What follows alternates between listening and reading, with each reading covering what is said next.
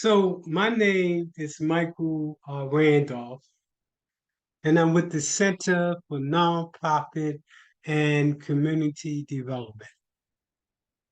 What we do, or one of the things that we do, is to work with poverty-stricken poor communities, disenfranchised communities, marginalized communities throughout the United States.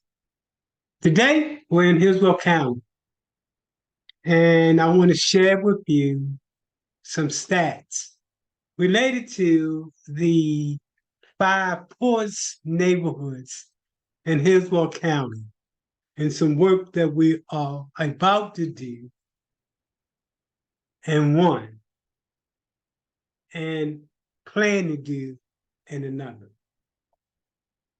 So let's look at those counties. The first is what's called the University area of Hillsborough County. It is by far the number one poorest community in Hillsborough County. The second is Orion Park.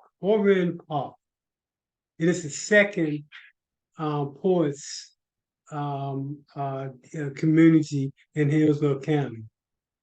The next is Sulphur Springs, and everybody knows about Sulphur Springs. And we're going to be talking about Sulphur Springs a little bit later on because we've begun to assist a nonprofit that's going to be working in Sulphur Springs to change the narrative in terms of, especially the conditions of African Americans that's in Sulphur Springs, and begin to look at strategies that put the power within the community to plan its own destiny, its own theory of change, its own theory of success as to where it needs to go at.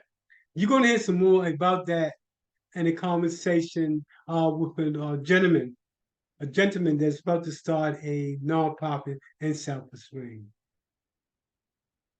The second is Palm River Clare Mill. I'm sorry, the fourth is the Palm River Clare Mill area. And then finally, Progress Village. Progress Village is dear to me because when I initially came to Tampa, that's the community that I moved to. And I met some really dynamic people and leaders in Progress Village. I was set to lead Progress Village. But when I left Progress Village, it was a situation where the owner of the house that I lived in decided that he wanted to give it to his son. And I definitely had to get out of Dodge. But before I left and during the time I was in Progress Village, I did work with them in terms of putting together the formats to put together a 5-year strategic plan. So they brought me on as a consultant, and I'm definitely looking at reconnecting back now with Progress Village in terms of looking at the strategies to bring Progress Village to where it should be.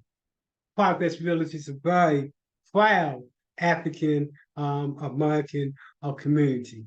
That being said, let me jump into the story of Sulphur Springs and a gentleman that wants to step up to the plate to change the narrative in his community. Recording in progress.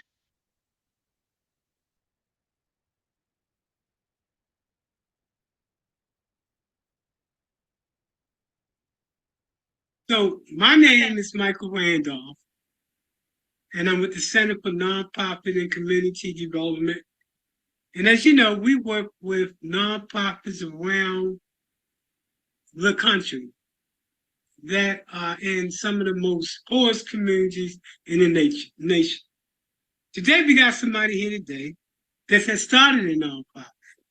And I want to introduce him, but I want him to talk a little bit about his community.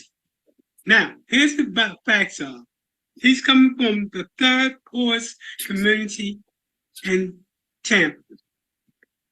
The fifth poorest community is in Progress Village.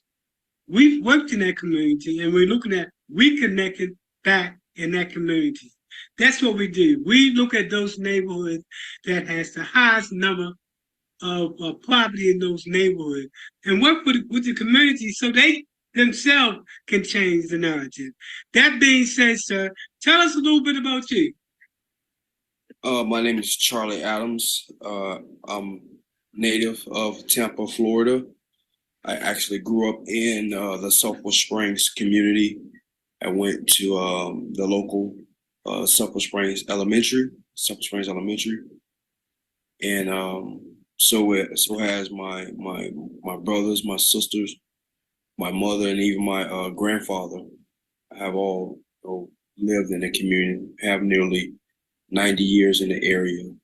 So I've seen a lot. I know a lot. You know, I've been around the people. You know, I am the people. The gentleman, a lot of gentlemen that look like me, you know, I would like to reach out to.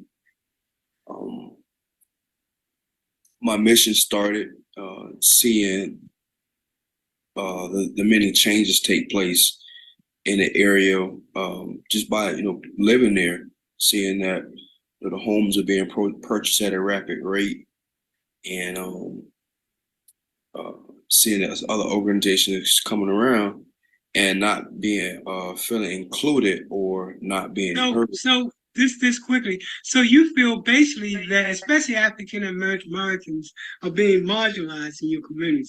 Right, correct. And we're talking about right now, not yesterday, right now. Now, today. And we're talking about rapidly. So then your concern is that creating a type of structure that allows the neighborhood to fight against gentrification.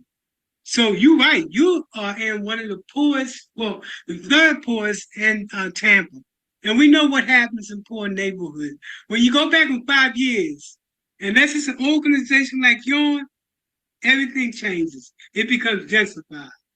So the fact that you're coming in now, right at the ground level, you can change that narrative, slow it down, and make sure that residents in your neighborhood also enjoy the benefits of living in that community. So that being said, if someone wanted to give a donation, because it's going to take money in order to change the narrative, do you have an email or anything like that? Oh, if anybody wants to know more about your organization. Now, did you give us the name of your organization? This is a Kids on the River. Do Sam for Outreach I like that. So if someone wanted to give a donation, where would it be coming to? To Sam for Outreach Corporation. How can they get in contact with me? And that's what I need. Well, I have my email address. You can well, no, guess what? When I started way back 10 years ago, that's all I had was an email. But it was a way of contact because of the emails I got, there was a lot of people that wanted to help. So you don't have to have a website or anything like that because you're just getting started. But the bottom line, it starts right now, today, with you starting to make that change. And the people can help at the ground level by starting to give donations, advice, or any of that nature. Correct. Okay, that being said, give us an email. CharlieAdams80@yahoo.com. Excellent. Excellent. So I'm looking forward to working with you and changing the narrative. I work in some of the most poorest neighborhoods that's in the nation, and they tend to be African American. Along with your community, Progress Village is the next community that I'm looking at reconnecting again. Now, anything you want to say to anybody before we sign off tonight? I'm ready to get started and seeing what resources out there and how can I help learn how can I help provide those resources to my community. Actually, because we provide holistic training, not only in terms of working with you to get your nonprofit started, but also working with you on the different trainings that's necessary so you can compete against those other nonprofits that's in your neighborhood that don't look like you. So we create that infrastructure so you can compete against those. So the people that's actually making the changes in your neighborhood is people that look like you. So let Correct. me stop this recording